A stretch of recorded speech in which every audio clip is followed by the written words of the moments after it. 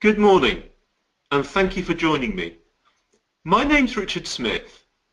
With BDRC, I've had the opportunity to conduct a lot of international research, all of it interesting, some of it even award-winning.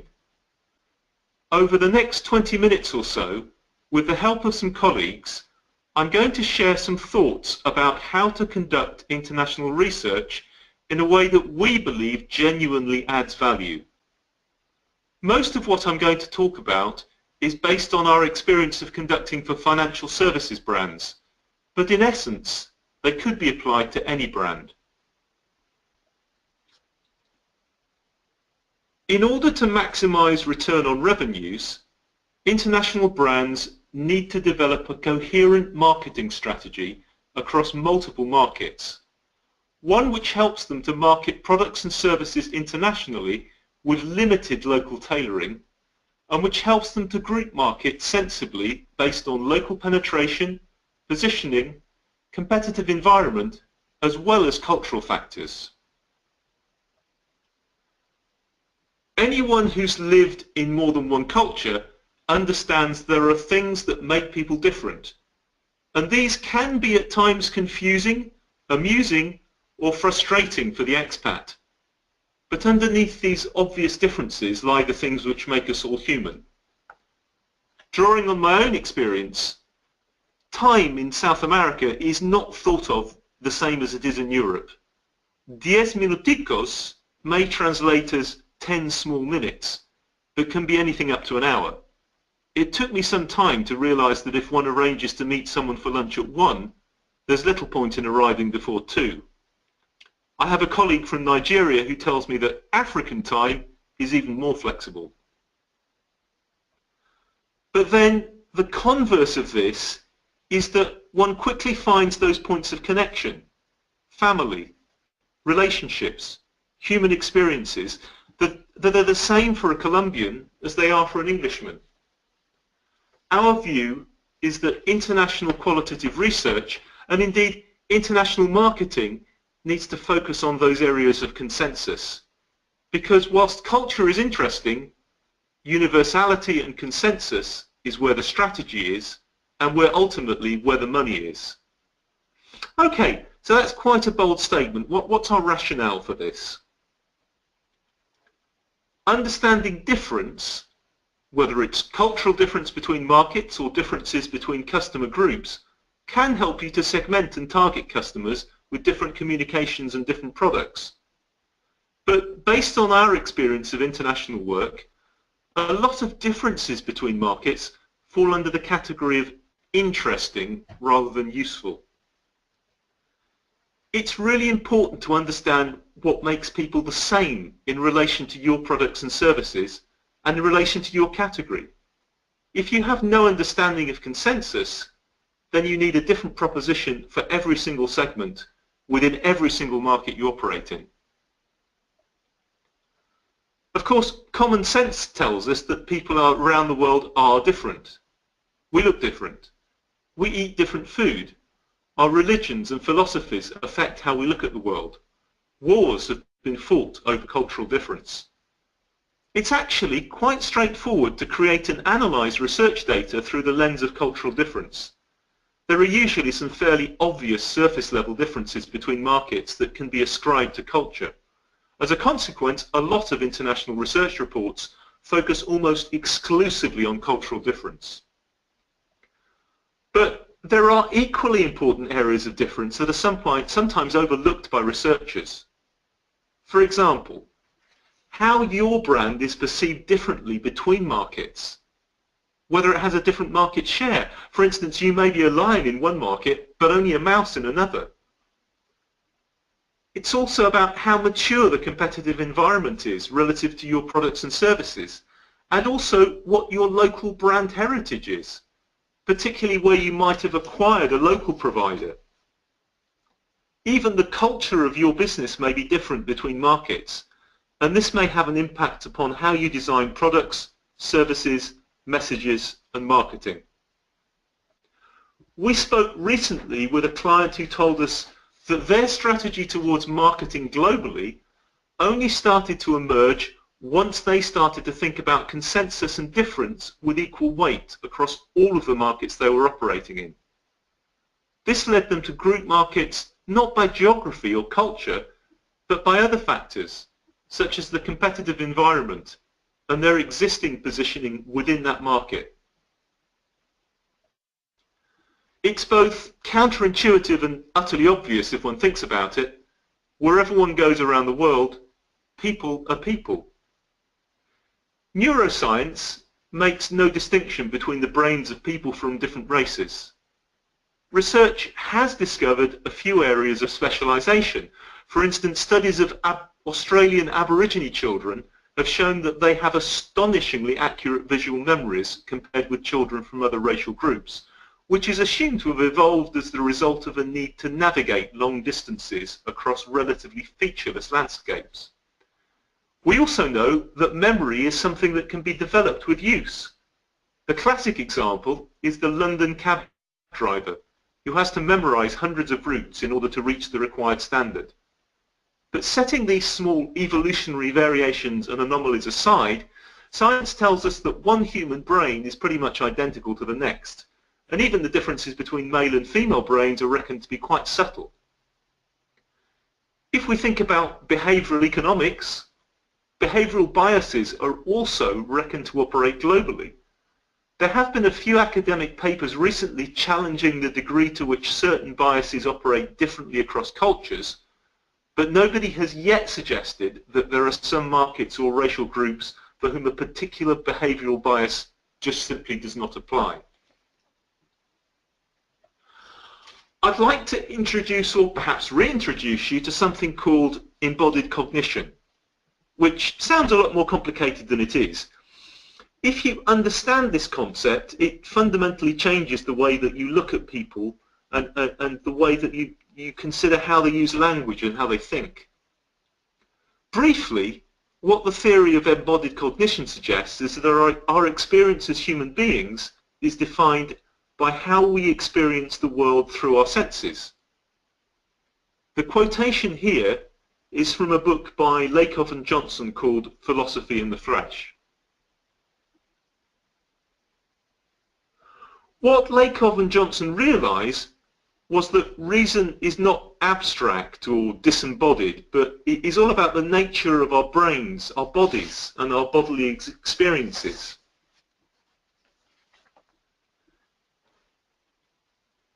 So reason is mostly unconscious, largely metaphorical, not dispassionate, but emotionally engaged.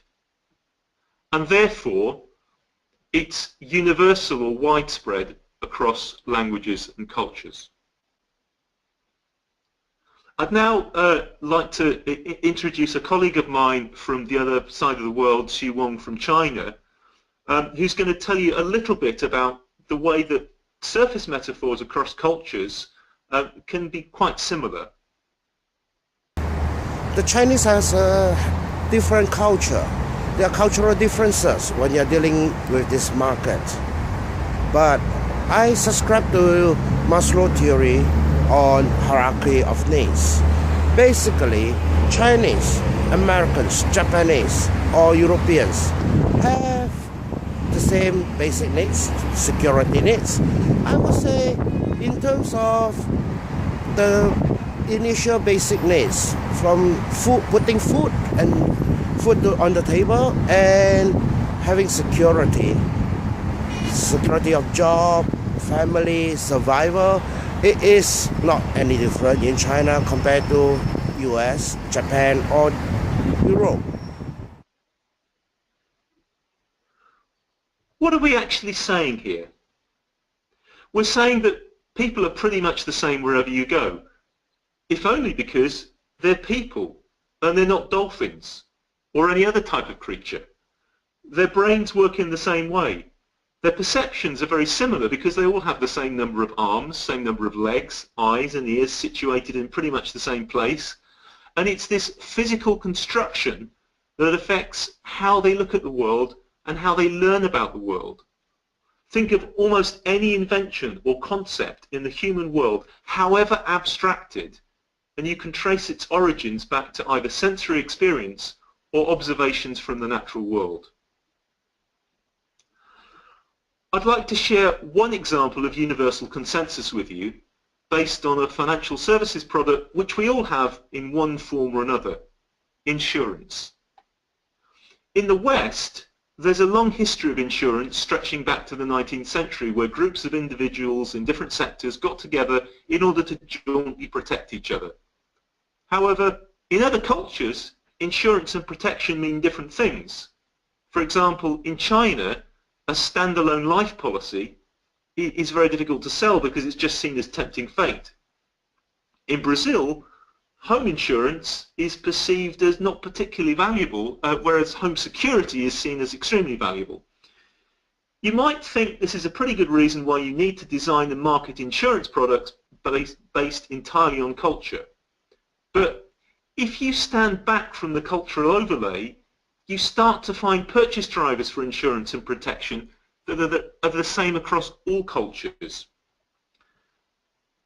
Just as one example of this, if an older, trusted advisor, a parent or a senior colleague, recommends a particular form of insurance or protection, it's very likely to result in purchase, on the basis that insurance and protection are all about the unknown, and therefore this older, wiser individual has experienced more of the unknown than you have. If we accept these principles around consensus and universality, how do we design research methods in order to capture how people are the same across cultures in relation to the proposition or product or idea that we want to sell to them? Well, what we don't do is use methods which involve dimensions which are highly cultural in nature. If we do this, how then do we disaggregate the real differences in thoughts and feelings about the proposition, product or idea that are impacted by culture from the fake differences which we've caused by using methods which don't work well across cultures? As an example, group-based techniques in qualitative research are, as this picture describes, a can of worms. I hope nobody's eating while we're doing this webinar. So in some cultures, particularly in the West, there's more of a focus on individualism, whereas in others, particularly in Asian cultures, there's more of a focus on collectivism. In Western cultures, everyone is encouraged and allowed to have an opinion.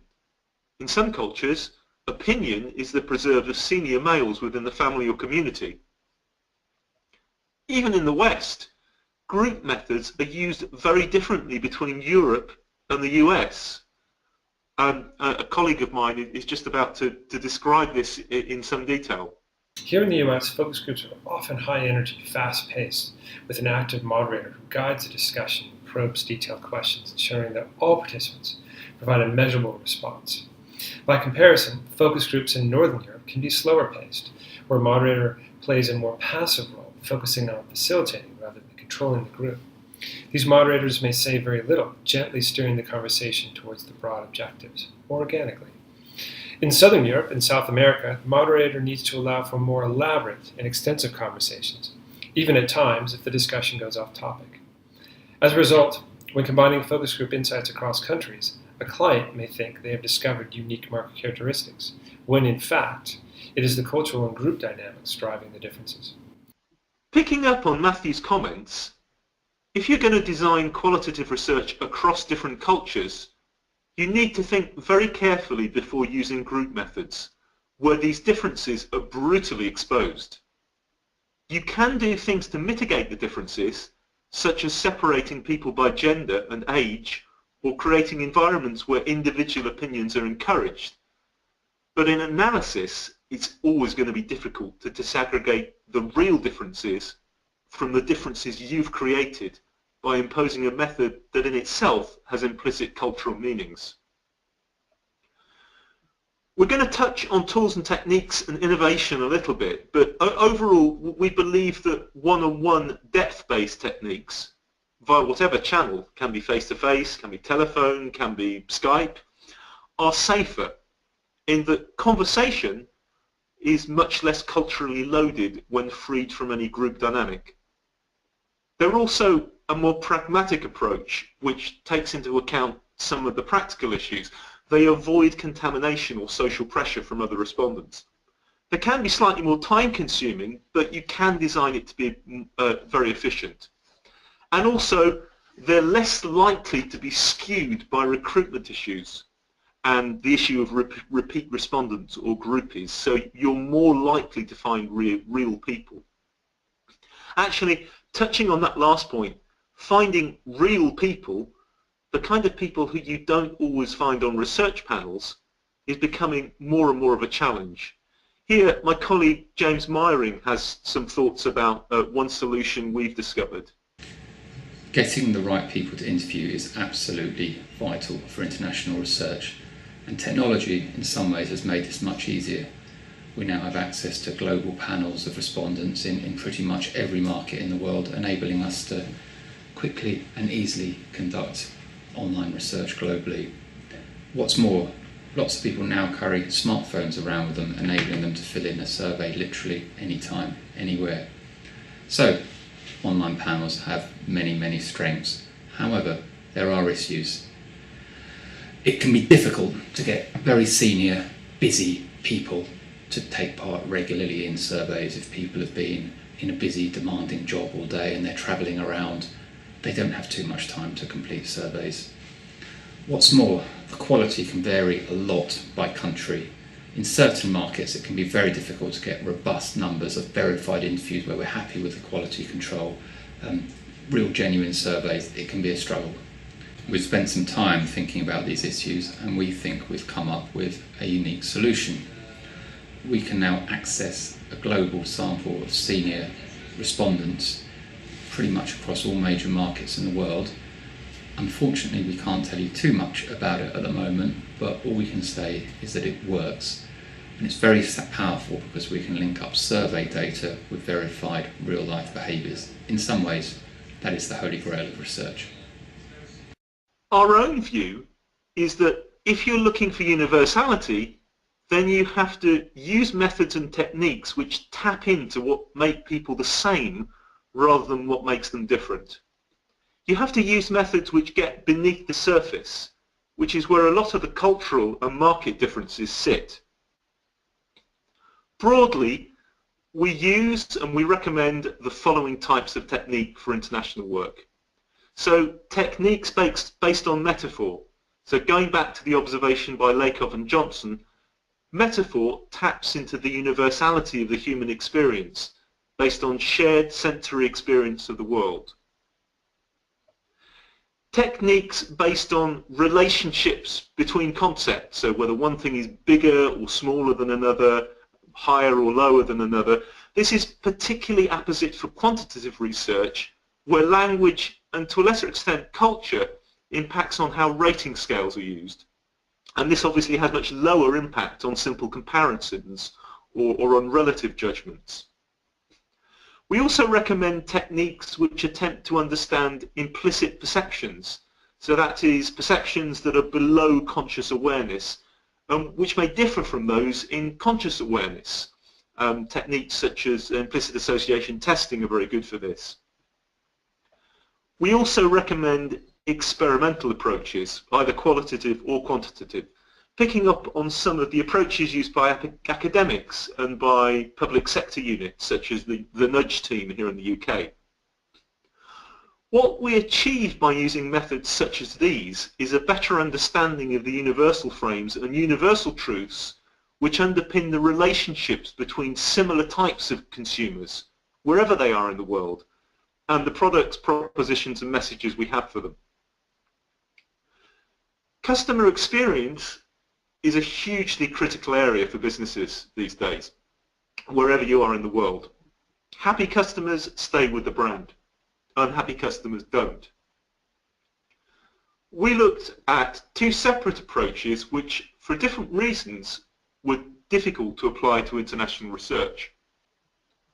NPS is very widely used, but it's a bit of a blunt instrument, and it's very difficult to compare across cultures that use the rating scales differently. you have to consider applying weights based on other data and all manner of types, I suppose what we'd call fudges, in order to compare performance with one market with another. Mystery shopping. It's great for capturing touch points and granularity, but again, it's difficult to apply across markets, in the main because of the makeup of the field force and the cultural meaning attached to pretending or trying to test something in different markets. It does make multi-market research for mystery shopping very challenging. So what we did, we developed an approach aimed at customer experience, which is a lot more granular than NPS, but is self-reported using an online methodology. At an overall level, we don't need to rely on weights to compare across markets because the main focus is on the relationship between data around touch points within a particular market.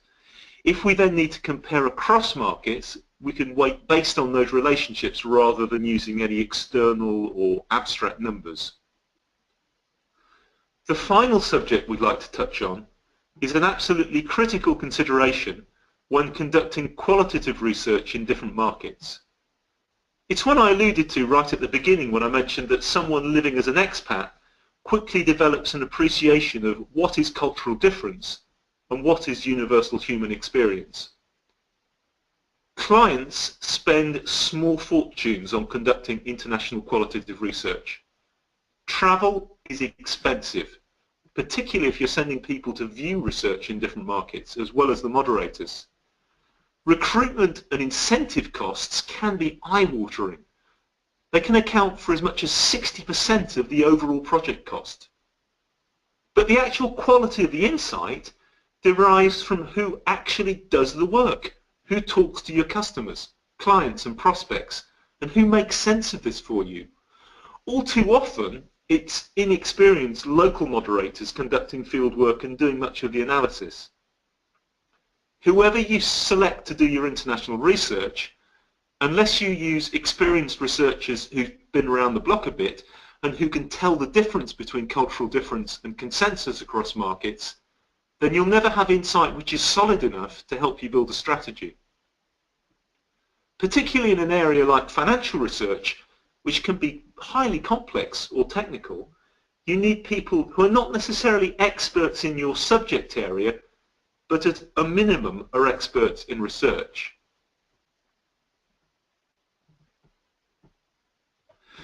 So, just to recap, in order to conduct comparable research in more than one market, number one, don't get hung up on cultural difference.